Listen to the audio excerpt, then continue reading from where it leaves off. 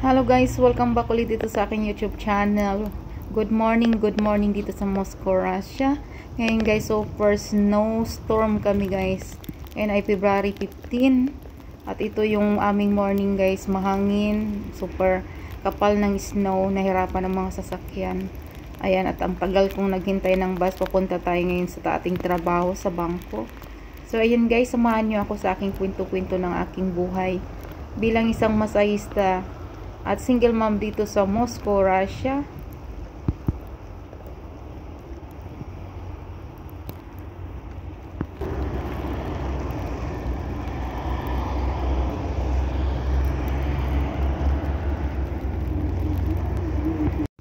Hello guys, welcome back ulit dito sa aking YouTube channel.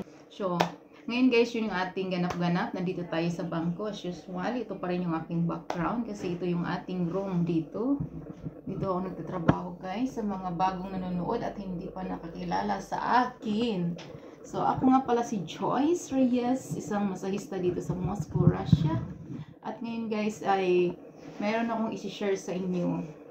Meron kasi aside sa aking trabaho dito na full time, meron din po akong ibang source of income tulad ng nagpa-part-time ako, may mga kliyente ako sa labas na personal client ko, mga Russian, at mayroon din akong palinding. So guys, ngayong araw na to ang i-share ko sa inyo ay tungkol sa palinding. Kung anong pulot na aral ko sa bawat tao at sa bawat kliyente ng aking na-experience kung paano. Sabi nila, stressful talaga guys ang maniningil. Kailangan nating sumugal kasi sabi nga nila, if you want to be successful, kailangan mo daw lumabas sa comfort zone. So ang comfort zone natin ngayon, ito yung nagtatrabaho tayo araw-araw, kung may sasahurin tayo every 15 days hanggang katapusan, so wala tayong stress sa trabaho, gigising, papasok, ganun lang guys, magpapadala. So napaka-comfort ng buhay natin sa ganung buhay. Pero guys, ito kasi hindi pang habang panahon, habang ikaw ay malakas lang itong trabaho na ito. Darating ang panahon na ako'y tatanda, darating ang panahon na ako'y hindi na kayang magmasage ng 8 tao a day guys. Kasi dito ilang 8 tao ang minamassage ko. So tayo ay nagkakaedad at itong ating lakas ay may hangganan. So kailangan kong, yun ang aking goals ngayon, kailangan kong gumawa ng paraan para magkaroon ako ng source of income habang ako ay nandito pa sa trabaho na ito. Kasi darating ang panahon na hindi ko na kaya magtrabaho dito. So ngayon guys, nag-start ako ng aking palinding. At marami pa akong balak na simulan at ipuput up sa Pilipinas. So kailangan lang natin ng isa-isa lang, at pag na-stable na yung isa, next na naman natin yung isa. So ito guys, ito yung aking palinding ngayon. Ang aking problema ay napakahirap maningil guys. Kailangan suriin mo yung tao at pakiramdaman mo kung siya ba'y kaya pa ba niyang magbayad. Kasi ang napapansin ko guys at yung napag-aralan ko sa lending kong ito ay yung iba gagalingan nila magbayad sa una. So talagang aga-aga magbabayad na, tapos renew, bayad, renew. Mga 3 renew yan guys. Palaki, magdadagdag na sila, yun ang napapansin ko. Pag nadagdag na sila, palaki ng palaki, siyempre ikaw nag-trust ka na, nakuha na nila. Ang galing nila guys, napakagaling nila.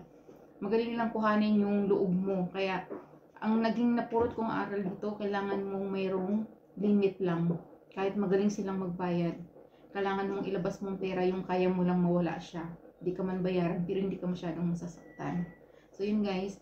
So yun yung mga technique ng iba na pag kunin mo na yung trust mo sa'yo, tapos pagdating ng magre-renew ganyan, tapos magdadagdag na sila. Palaki ng palay, for example, kuhan 50,000. Ilang buwan yung 50,000, good payer siya, good payer. On time talaga siya, o minsan mas maaga pa. Tapos magdagdag na yun siya after 3 months, magdagdag siya 100. Na-experience ko kasi yan guys, pero nagbabayad pa rin naman, pero pinahirapan talaga ako guys. So ngayon, yun ang nagiging late na. Yung lumaki na siya, late na, pero nakuha ko pa rin siya. Dahil nga sobra tayong mabait, dahil pag nangailangan kasi nakiusap, para kasing hindi lang din kasi sa pera ba, yung tumutulong ka din ba. although pinapatubuan mo siya, pero para kasi nakakatulong ka din dahil kailangan niyang pera, ang dali-dali, wala namang ibang requirements kundi passport lang, saka yung Facebook. So, nabigyan ko na naman. So, ngayon ako binitin-bitin talaga guys. Pero, awa naman ng Diyos, sana magiging okay naman kami. Pero, yun nga, magiging aral din na talaga natin dito sa buhay ng isang nagpapalinding. Kailangan mo talagang maging wais din at pakiramdaman mo, malakas yung pakiramdam mo kung ito ba'y kakaya pa ba niyang magbayad. Kasi yung iba kasi guys, wala na silang control. Kahit pinipilit nila yung pamumuhay, hindi na talaga kaya. So, pag nakikita kong parang iba na, so nag-ano na talaga ako ngayon, hanggang nagbigay ako ng limit sa mga kliyente ko sa palinding. So guys, yun lang aking kwento-kwento. Kailangan yung malakas yung pakiramdam at karamihan, kasi may mga tao kasing ganun na magaling good payer lang sa una. Pero hindi naman lahat guys, meron pa rin naman akong hanggang ngayon na good payer pa rin sila, na ilang taon na rin namang kumukuha sa akin. So, hindi naman natin lalahatin.